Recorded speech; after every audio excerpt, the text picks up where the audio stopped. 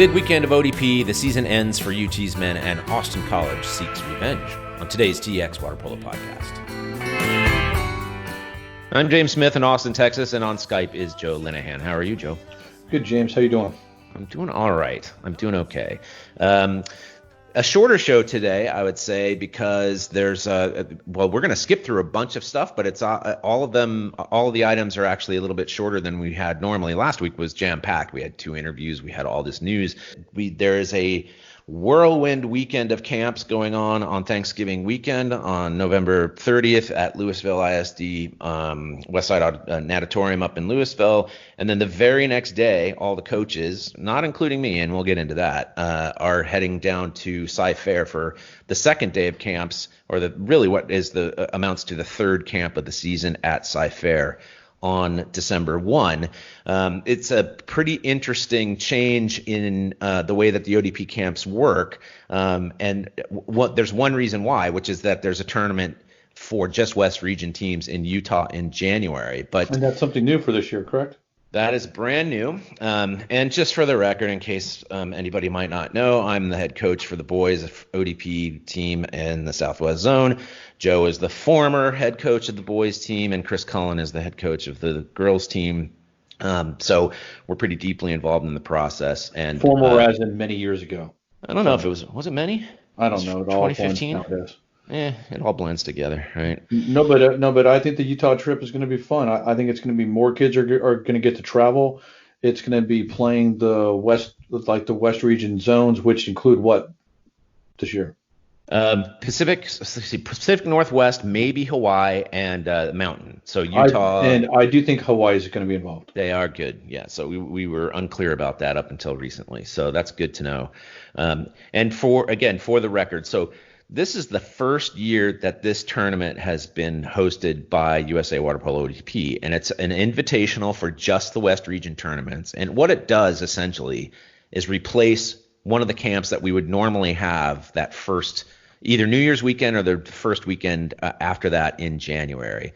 And so it is a gigantic difference in the way that we administer the program, because you can bring with you to your West Region Championships 2 teams per age group. So at a minimum of 10 athletes per team and 1 coach per team. So it is entirely likely after this Thanksgiving weekend, these Thanksgiving weekend camps, that we'll have 60 boys lined up to go to Utah. This is a gigantic difference from what happened in the past. Yeah, and I think it's great. It's going to be lots of athletes out there. If you've never been to the Kearns Aquatic Center, it's a fabulous complex. It used to be an outdoor pool, but then they have turned it into an indoor pool. It's right next to the Olympic Oval for speed skating. So cool. Kids, if they want to go walk over there and see that, or even do a little skidding around the rink, they can do that. I know Brad Piercy is going to do a great job of hosting. He's both the head of the ODP in the Mountain Zone, and he also is the aquatics director at that complex. So, but I'm looking forward to hearing from it. I might be going out there myself as part of my job with USA Water Polo. So I think it's going to be great for the Southwest Zone athletes and teams. So yeah, it's exciting actually. It gives obviously it gives a lot more kids the opportunity to compete than we would normally, because the national championships will then come a couple weeks later. And those teams will be made up of 14, and that's it. So 14 development players, 14 cadet players, 14 youth players per sex, per gender. And so this is a little bit different, where we get a chance to, I think they said the maximum is even like, you could have 18 kids per roster or something crazy like that. There's no way. I don't think that's manageable. But the idea is to give all these kids a chance to play in a tournament. And then also, and we can talk about this next, but it is a chance for coaches to evaluate players in a competitive situation, whereas we didn't have that chance before. Yeah, I mean, I think the purpose of the ODP camps is about, especially for the athlete that's attending, you have to understand that these individual Southwest Zone ODP camps are about kind of learning skills and kind of putting it into real life situations. And you're going to get to play with some of the best athletes from across the zone, but each individual camp is about learning, and it's not necessarily about being picked for a team necessarily. And I think that sometimes is a little bit of kind of a hazy issue for some parents and athletes out there. Yeah, we try really hard to balance those two interests. One is that and we do have to select teams at the end of these camps, at the end of these competitions. And so obviously when you do that, you're telling some that they're going to go and some they're not. And it's not pleasant, but that's the fact. But at the same time, at these camps, what we're looking for is to put every single athlete in front of both local coaches, and then what's great, in my opinion, is national coaches come in and these athletes get to see different coaches than they're used to. Obviously, they get to see some from different regions of Texas, but then they get to see some who have national team experience, who are on the staff, who might be collegiate coaches, all of that kind of stuff. And that, to me, is a really big deal. Yeah, exactly. And there might be slightly different terminology used from your high school to your club, from club to ODP, from ODP to college. So, it's always nice to learn something slightly different from a different coach. Whether it be a local Southwest Zone coach that teaches slightly different than your local club coach. This is, again, increasing your knowledge about the sport. There might be 5 different ways to play center, and if you learn 4 of the 5 ways, you're going to be that much better of a center player. So, and this year, the coaches that are coming are feature Alex Rodriguez, is the head coach at Pomona Pitzer, his wife, Kristen, who's a very highly accomplished coach as well for Foothill Club. Andrew Silva, who's a goalie coach for the U.S. national team and also the head coach at Citrus College. Casey Greenewalt, who's the head coach of Riverside Aquatics, but also is on the staff at California Baptist University. I hope their SID is listening, because he made it clear that you can't, it's not it's either CBU or California Baptist University, but not Cal Baptist. So you're not supposed to call it Cal Baptist. Did you know that? I did not know that. There you go. So, but also, isn't Sean Nolan also coming too? Sean Nolan's coming. He's a regular. He seems to really like Texas, and he's a former national team goalkeeper who played at Cal and is now the director for all goalkeeping coaching for USA Water Polo. So he's and that guy is so detailed. Like, he has video analysis of every single goalkeeper in the country. That goes through the ODP process, not every single one, but it is amazing the degree of evaluation that he does. I mean, it sounds like some great national coaches, but you can't forget about the local coaches that are involved. Yeah, whether it's you on the boys' side, Chris Cohen on the girls' side, and the staffs. It's the best coaches in our zone are part of this process. So the athletes, parents out there, just come and come with an open mind and be willing to learn, and that's all anyone can ask. And then also, at both camps, there's the one is on Saturday, November 30th at the Louisville Aquatic Center, the West Side one in North Texas, and then on Sunday, December 1st in Cy-Fair in Northwest Houston. There's also going to be a USA Water Polo referee schools. There's going to be 2 separate ones. So, and LeVon, who's the director of referees in the United States, is going to be coming, and it's going to be a great opportunity for anybody that wants to get involved as far as just understanding the rules, understanding the upcoming new rules, or if they just want to get on the pool deck and their former players or masters players that want to get on the pool deck and earn a little bit extra money, it's going to be a great way to come and learn about the sport, and all are going to be welcome. On that. So Joe, do you have to be a current referee to attend? I think you do, right? Because you have to register through USA Water Polo. Yes, you do. Actually, I believe that there's a USA Water Polo. It's like they charge you $20 if you're a USA Water Polo member, and it might be $30 if you're a non-USA Water Polo member. Got it. I think you know where I'm going, because obviously we had a show some weeks ago where we said we need more referees. So this is a great opportunity to go check that kind of thing out. And what's the format? I mean, because I actually don't recall how the referee camp actually goes. So there'll be a classroom session, just a general overview of the whole process, and then there'll be lots of videos, lots of back and forth, and then the last little bit will be on deck, kind of observing and maybe getting kind of interacting with the ODP coaches as they scrimmage at the end of each of the camps, so and such like that. So right, actually, it's super helpful because we'll have these referees working our scrimmages, and of course, coaches can stop play, but they not only do the referees get a more opportunity to referee, they're getting guidance from some more senior referees, and at the same time, we get a chance to evaluate players, look at them without being interrupted. So it's all actually quite useful. Yeah, and for those that are a little bit younger, from the 18 to 25 age group, they do have something new for USA Water Polo as far as memberships are concerned. They used to have the college and young professional athlete membership, which was a discounted membership that counted as a gold level membership.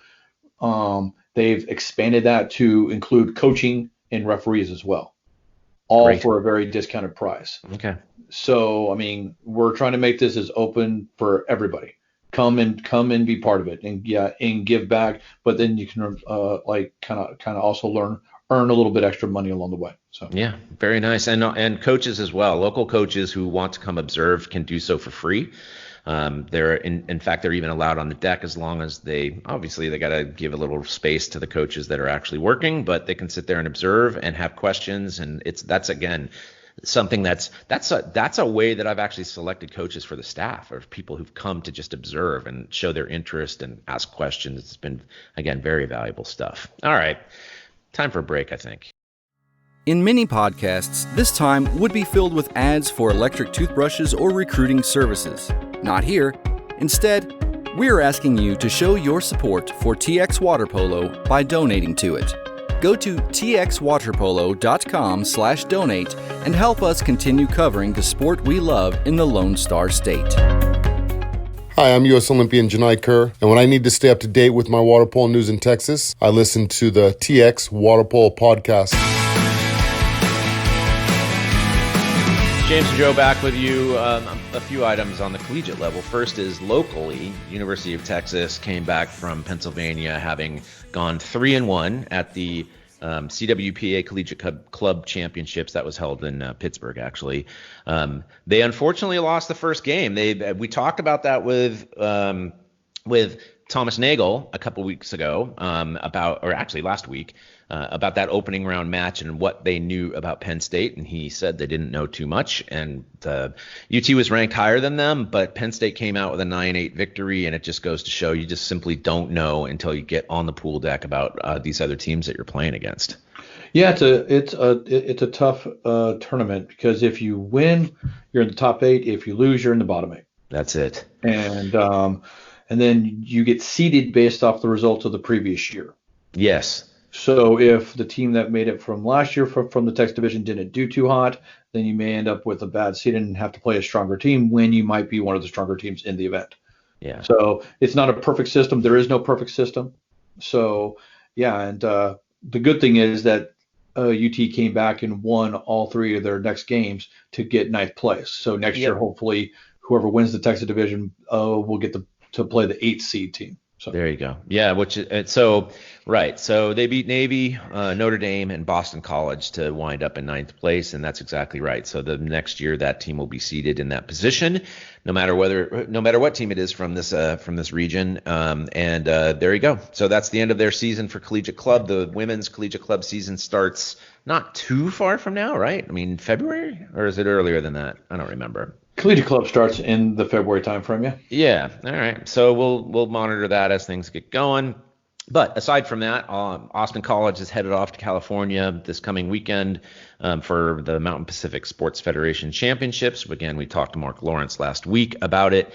We now know that the first round, so they play a play-in game against Penn State Behrend. That's the game to determine which is seeded 5th and which is seeded 6th. The 5th seeded team, so if you win that game, you have the pleasure of playing Cal, and the 6th placed team has the pleasure of playing UCLA in their next game. That's been determined now that the final tournament seeding is done, and USC is on top after having what you could almost call a mediocre season for the regular season, but they peaked at the right time. So anyway, Austin College, that's their goal. That first game is to beat Penn State Behrend and get in the game number 2 against Cal. And I hope that Austin College plays as well as they did against them at home out there in California. I know it's always different whenever you travel and get on a flight and get out there, but I know Penn State Behrend people are going to be having to deal with the same thing and even having to travel a little bit further. But I think it's going to be a good matchup. Last year, I believe that Austin College they ended up losing that game. Yeah. But I think this year it's going to be a little bit different. I think kind of Mark Lawrence and his kids are going to do a great job. So. I do too, especially when you're in a setting like they're going to play at University of California up in Berkeley. And as we've said a billion times, the Austin College families travel extremely well. So I don't have any idea how well the Penn State Behrend families move in and out of their travels, but that team is actually really impressive about how they get their parents to show up. Well, it's not that far to travel from Texas either out to the East Coast or the West Coast. It's only a 2-3 hour flight as opposed to having to fly across country. So no kidding. I'm not surprised that they travel well, and they're very rambunctious. They're very friendly. And they're out there to have a good time, just like the kids are. So. Good. All right. Well, we'll wish them the best of luck, and we'll talk to Mark when he gets back. So not this year for Austin College's men, but at least down the road, there's the distinct possibility that they could make the Division III championships, which is a new tournament that USA Water Polo is hosting. That's going to take place in one of the SCIAC schools, which is the Southern California Intercollegiate Association SCIAC Conference, something like that. Anyway, some of the smaller schools in Southern California. Right now, amongst the Division III schools that are playing, Whittier is ranked on top, and is Pomona second or Claremont Mud? But one of those teams is going to host Division III championships this fall. And again, Austin College doesn't have a chance. They already played their Division III championships back east, or the East region rather. But the women at Austin College, who placed second in their division last year, which surprised a lot of people, have a very good chance of actually making that tournament this spring. Yeah, the way the tournament works, USA Water Polo did partner with the NCAA to come up with a Division III championship. And it's going to be a 4-team championship for the men. It's going to be the first weekend of December, which is actually the same weekend as the NCAA Division I championship. And then it's going to be the same weekend in the spring as the women's NCAA championship as well. But the way it works is the top 2 teams from the SCIAC and the top 2 teams from the CWPA get to come together for a Division III national championship. This is something that hasn't really been done before. Right. So, and in this school year of 2019-2020, SCIAC gets to host. So the winner of the SCIAC gets to host the NCAA champ or the Division III championship. And it's probably going to end up going to be Whittier or Pomona-Pitzer. I think you mentioned that a second ago. I'm not quite sure exactly who's strong on the women's side as of right now, but as you mentioned, Austin College, if this event happened this past spring, Austin College women would have been able to qualify and attend. Mm-hmm. And I think that everybody is kind of looking forward to the Austin College women being even stronger this upcoming springtime, because last year they had 9 freshmen, and that's it. Yes. And this year they're going to have a full squad of kids, which is only going to help them at events and tournaments, but also going to help them during training and practices, the preseason stuff during fall ball, and also the upcoming once they start their season in January. So I'm looking forward to the event this year. I think it's going to be a well played event. I know USA Water Polo is working really hard to make sure it's going to be a great event for all involved. But I'm really looking forward to seeing Austin College women maybe playing that this upcoming spring. Right, and as you're mentioning, the location for the championships rotates. So correct. There is conceivably a chance that Austin College could be hosting this tournament in the future. I'm sure Mark Lawrence is rolling his eyes right now at you saying that and knocking on wood somewhere. But yeah, so in 2020-2021 school year, the CWPA champion will get to host that event. Right. So what James is mentioning is if the Austin College women in 2021 win the CWPA for Division III event, they will have the option to host that event here in North Texas. So right. That'd be great.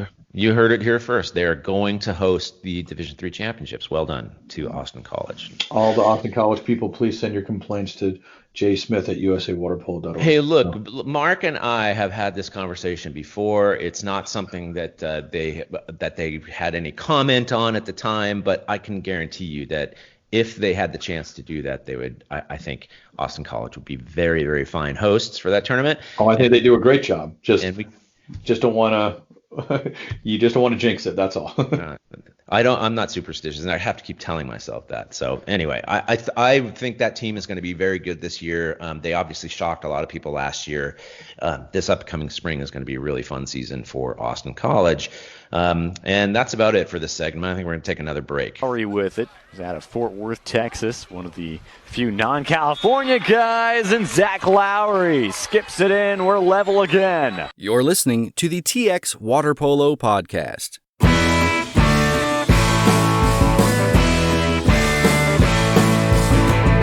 James and Joe wrapping up here, a couple items that are coming up in the future, but also the recent publication on the Southwest Zone website of the Connor Cup results. First of all, you might be able to just tell us, Joe, about how Connor Cup actually works, and then the season is over, so we have our top ranked teams according to the Connor Cup on the website. Yeah, the Connor Cup started back in 2005. It's named after Frank Connor, who is a USA Water Polo Hall of Famer from Illinois, and he eventually moved down to Texas back in the 70s. He's helped support age group, high school, club, masters for the last 40 plus years. So it's named after Frank, who is actually still as 87-year-old and still involved with the Dallas Masters Water Polo Club. But it's an annual award based off of teams like, placement and entries at the various events throughout the year.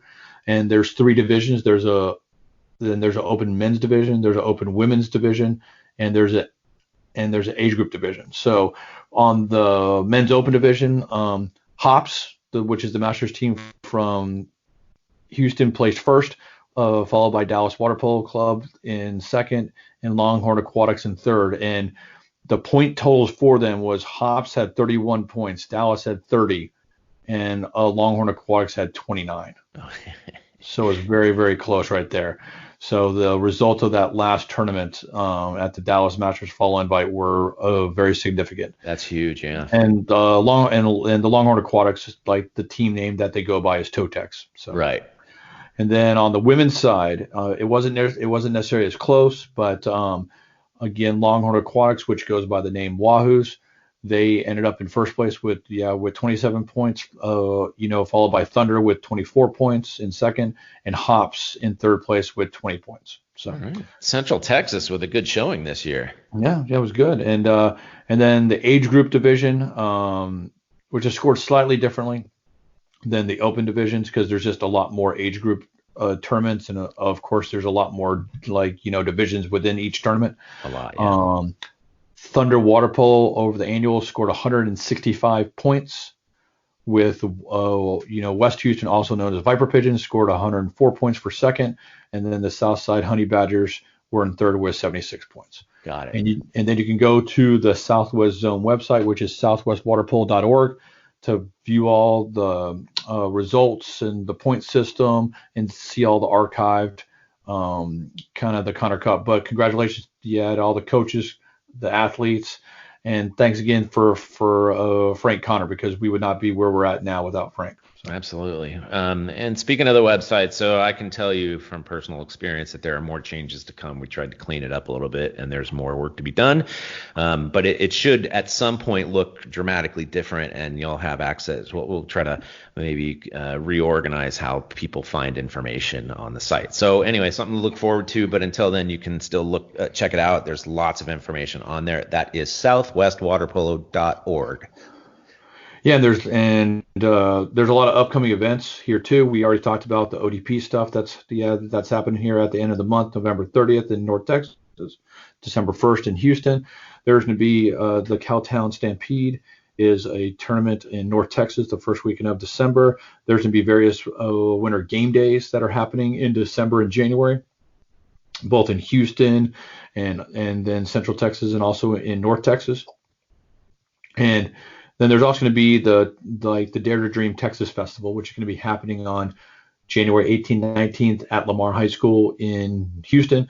This is going to be something that we did last year, but this is going to be the second year we're doing it. We're going to be building off of it. We're going to add a 10 and under division and a 12 and under girls division. It's all based off of age as of August 1, 2019, but we'll talk about that more in December. So. Yeah, that's something worthy of much more extended conversation. That's a really cool tournament. All right. Yeah, it's going to be great.